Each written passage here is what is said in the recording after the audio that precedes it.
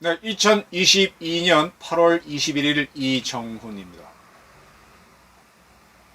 오늘의 제목은 이재명의 운명을 결정할 북한 정부 수립 1인 구구절, 이렇게 잡았습니다.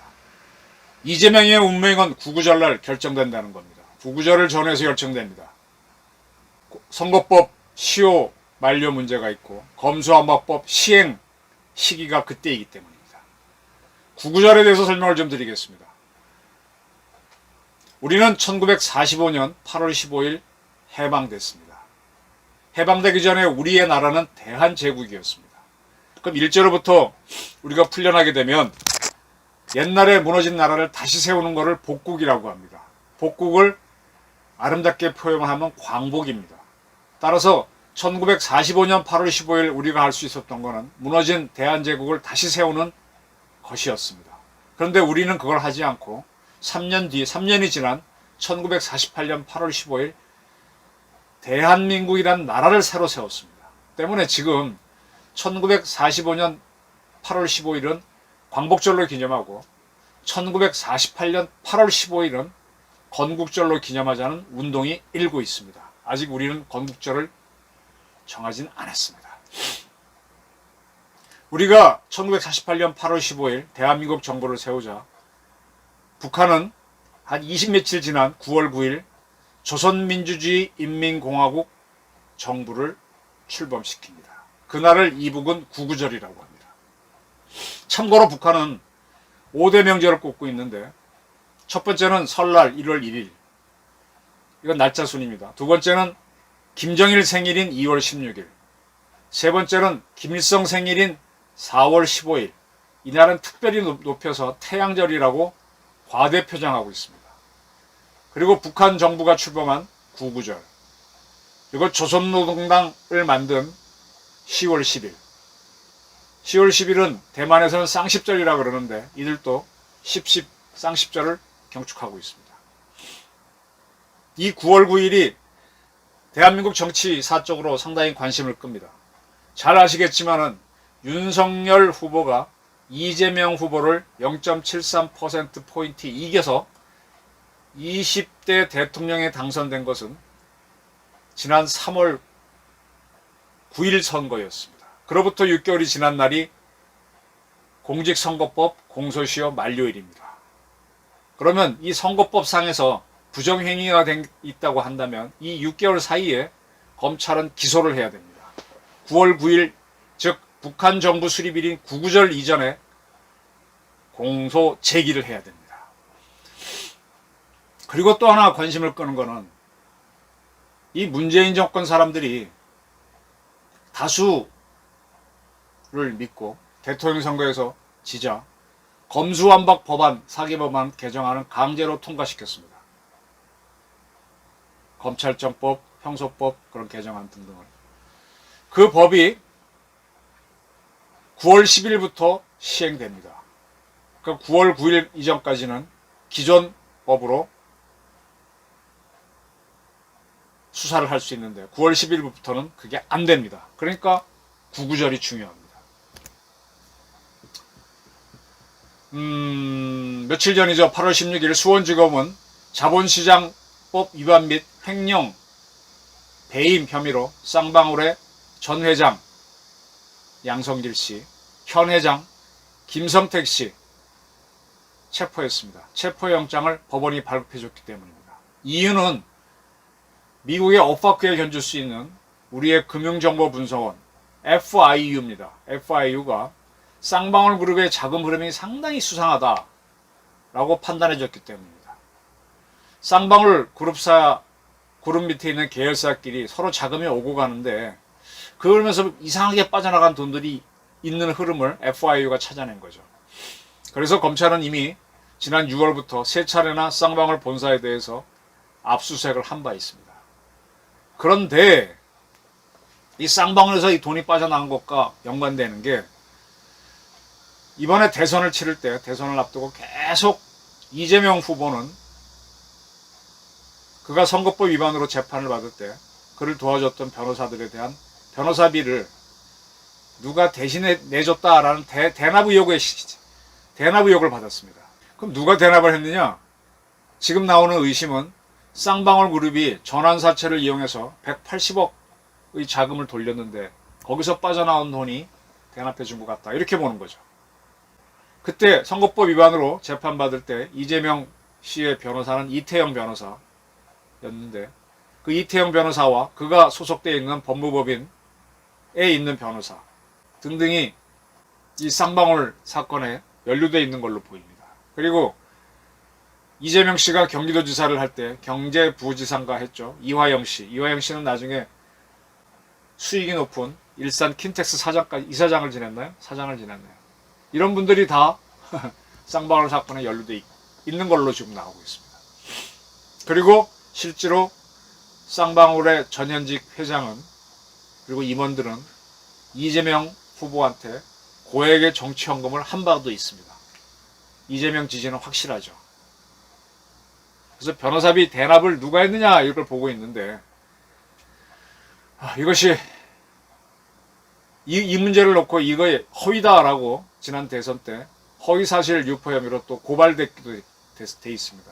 따라서 이 고발건으로만 보게 되면 선거법 위반이니까 9월 9일 시효가 만료됩니다. 그 시효 만료 이전에 결정을 내려야 됩니다. 구구절 이전에. 그리고 아까 말씀드린 대로 검수완박법안이 9월 10일부터 시행이 되니까 그 이전법으로 뭔가 적용하려면 9월 9일 이전에 검찰은 결정을 해야 됩니다. 지금 경기 남부경찰청이 수사를 좀 잘했죠. 검찰은 찾지도 못한 유동규가 버렸다고 하는 핸드폰을 찾아내고. 그리고 이제 경기 남부경찰청은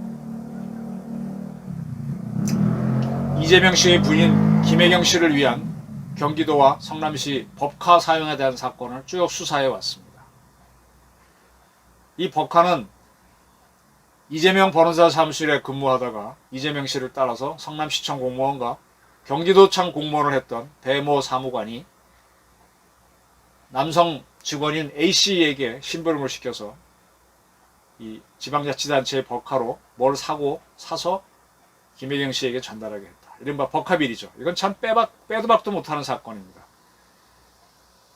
이 사건을 경기 남부경찰청이 하고 있는데 이거 역시 9월 9일 이전에 그 이전에 이제 검찰에 송치하면 검찰이 9월 9일 이전에 기소든 뭐든 결정하지 않겠나 이렇게 보는 거죠.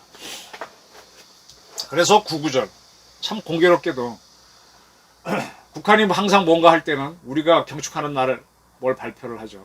우리도 반대로 과거에는 북한 경축일 날 간첩 사건을 발표하거나 그랬습니다. 근데 이번에는 북한과 상관이 없는데 북한 구구절 날 우리 검찰이 이재명 세력에 대한 공소 여부를 결정할 겁니다. 바로 이것 때문에 지금 계속 정치권과 법원 쪽에서는 9월 이재명 기소설이 떠돌고 있습니다. 어찌됐든 이게 굉장히 중요한 정치 싸움이 된다는 거죠. 바로 이 문제 때문에 몇 차례 다뤘지만 지금 이재명 씨는 당대표 선거에 나서서 지금 연전연승 지역마다 70% 이상 지지를 쭉쭉 뽑아내고 있죠. 압도적으로 될 겁니다. 그런데 그러한 이재명 씨가 당선되고 나서 기소가 되면 당대표를 할 수가 없다라는 게 현재 당원이죠. 이 당원을 개정하자는 것을 개딸들이 주장을 해서 검토가 됐는데 결론적으로는 고치지 못했지만 결론적으로는 고쳤습니다. 고치지 않았지만 기소가 된 사람이 구제를 요청할 때 그 구제 여부를 판단하는 기관을 윤리심판원에서 당무위원회로 변경했습니다. 당무위원들은 당연히 당대표의 측근들이죠. 그렇게 되면은 기소하지 말자라고 당무위원회가 결정되면 결국은 기소하더라도 장직을 정직하지 말자라고 하게 되면 이재명은 당대표를 유지할 수 있죠. 그러면 전 당원을 이끌고 자기 방탄 운동을 할 수가 있게 되는 겁니다. 이게 왜 옛날 우리 정치학 공부할 때 내가 당선되기 유리하도록 그 선거할 때 나를 지지하는 사람이 많은 사람만 뽑아서 이렇게 지역구를 만드는 거. 정치학에서 유명한 게리맨더링이라고 그러죠. 이건 이재명 이재명 개정이라고 그래야 되나? 제명 개정이라고 그래야 되나? 이런 개정들을 해요. 이 정치학 교과서에 두고두고 욕먹을 일을 지금 하고 있습니다. 그러지 않아도 제가 한번 박원순의 추억 그래가지고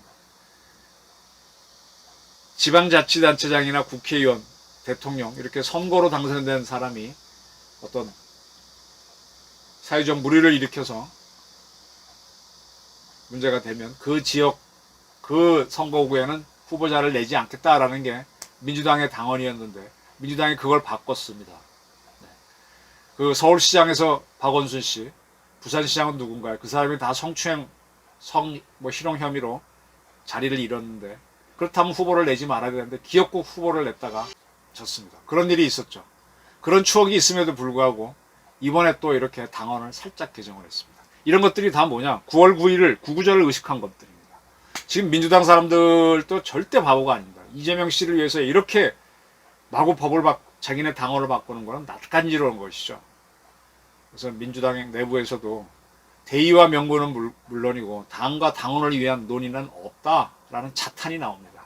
자, 어찌됐든 조선노동 북한정부 수립일인 구구절을 앞두고 이재명 씨의 운명은 결정됩니다. 그때 지금 검찰은 검찰총장을 9월 초에 임명하려고 그러죠.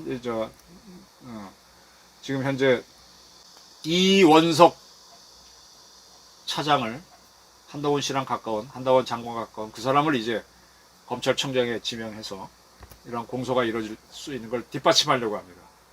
그러면 지금 윤석열 정부가 계속 지지율이 떨어져서 20% 지지율을 함에도 꿋꿋이 버티고 있는 건 뭐냐? 한순간에 반전을 할 수 있다는 거죠. 정치적으로는 오래전부터 이재명 씨가 계속 살아남아서 민주당을 이끌면은 정말 국힘당 윤석열 정부는 꽃놀이패다. 너무 약점이 많고 너무 잘못한 게 많은 사람이니까. 근데 이재명 씨는 자숙하고 가만히 있으면 될 텐데 꾸역꾸역 자기 살라고 개항을 국회의원이 됐다가 당대표까지 나오니 이거 참 좋죠.